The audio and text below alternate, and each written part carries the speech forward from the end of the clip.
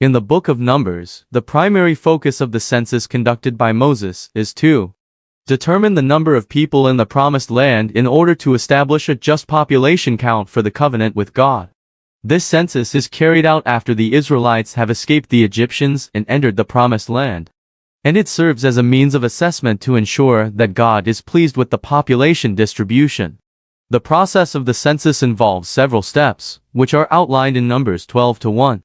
Moses and the Israelites begin by locating every male among the children of Israel, and they count each one to establish the population.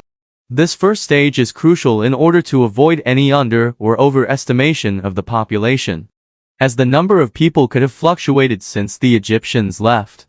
In verse 12, Moses and the Israelites then assign a number to each individual, based on their families and generations.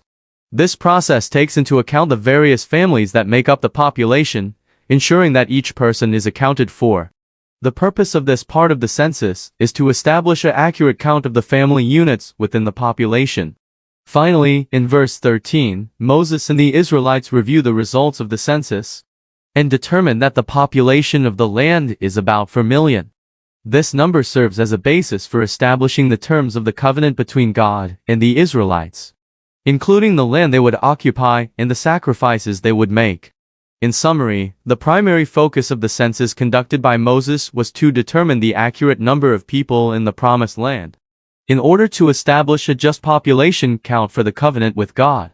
This process involved counting every male, assigning a number based on families and generations, and reviewing the results to ensure an accurate count of the population.